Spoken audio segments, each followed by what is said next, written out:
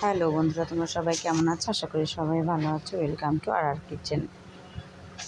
প্রতিদিনকের মতো আজও চলে আসলাম আরেকটি ভিডিও নিয়ে। তো এখানে আমার ছেলে বসে আছে, ওর খুবই ক্ষুধা লেগেছে। তো আমার কাছে গ্যাস ছিল না, গ্যাস আসতে দেরি হয়ে গেছে। শুধু ভাতে অল্প জালে ভাতটা রান্না করেছি। আর এখন এই ছেলের করা ভাত দিয়েছি। ও খুবই ডিস্টার্ব করতেছিল আমার যায়, এই জন্যে ওকে করা ভাত দিয়েছি, ও যাতে ভাত দু একটা করে মুখে দেয়, একটু একটু করে শিখুক খাওয়াটা। তো এই তো ভাত দিয়েছি। তা আমার মা বলছে যে ভাতটা পড়ে যাবে, তো মা ধরে রাখছে আর ছেলে নিয়ে নিচ্ছে। তো ছেলে একটা সুন্দর জায়গায় বসে ভাত খাবে। ও যে কি বুদ্ধি ওর, যে ওই টুলের পর বসে ভাত খেতে হয়। তো বসে যে ভাত খাচ্ছে আর আমি ভিডিও করছি, আমারটা দেখছে আর হাসছে। তো একটা একটা করে ভাত খাবে আর সব ভাতগুলো ছড়িয়ে ফেলবে। আর এদিকে আমি রান্নার কাজে চলে আসছি। তো আজকে আমি রান্না করব। তো এই যে আলুটা ভেজে নিচ্ছি। আজকে কচি কচি মুরগির মাংস রান্না করব।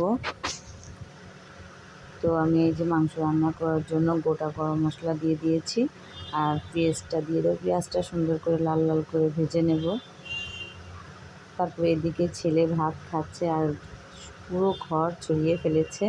এখন ওইটা পরিষ্কার করব আর এটা রান্না করব।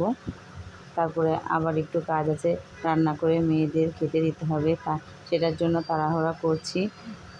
দুপুর তো গড়িয়ে গেছে, প্রায় 3টার সময় গ্যাস আসছে, ওই যে কোনো রকম গ্যাস আসছে আর অল্প গ্যাসে ভাতটা রান্না করে নিয়েছি। তো এই তো আমি রসুন আর আদাটা দিয়ে ভালো করে আমি একটু কাঁচা গন্ধ যতক্ষণ রয়েছে ততক্ষণ পর্যন্ত ভেজে নিয়েছি। কাঁচা গন্ধটা চলে গেলে তারপর আমি মাংসটা দিয়ে দিচ্ছি। আজকের মাংসটা একদম ছোটো মুরগি, তাড়াতাড়ি হয়ে যাবে মুরগিটা। তো এই তো আমি হলুদ দিয়ে আর লবণ দিয়ে আর মশলা দিয়ে ভালোভাবে কষিয়ে নেব। তো এই তো আমার কষানো হয়ে গেছে। এখন আমি দিয়ে দেবো জিরা আর শুকনো মরিচ বাটা। কারণ আমি সবসময় একটু জিরা আর শুকনো মরিচটা পরে দিই, তা নাহলে মনে হয় কি যে জিরার গন্ধটা চলে গেছে। এর জন্য আমি পরে দিয়ে আর একটু কষিয়ে নিই। তো দেখতে পাচ্ছেন এখনও কিন্তু আমি জিরা আর শুকনো মরিচটা দিইনি।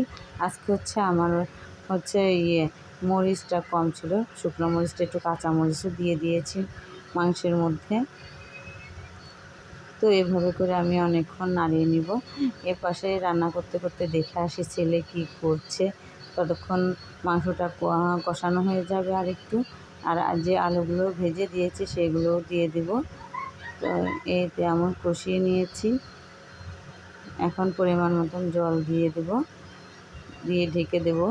আর বাটি ধোয়া জলও দিয়ে দেবো, কারণ বাটি ধোয়া জল না দিলে মনে হয় না যে মাংসটা একটু টেস্টি আমার মনে হয় কি মশলার বাটিটা ধুয়ে দিলেই বেশি ভালো টেস্টি হবে।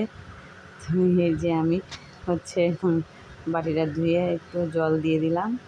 এখন আর একটু জল দিয়ে দিব, মানে বেশি পরিমাণে জল দিব না, কারণ আজকে যেহেতু একদম ছোটো ছোটো মুরগি তাড়াতাড়ি হয়ে যাবে।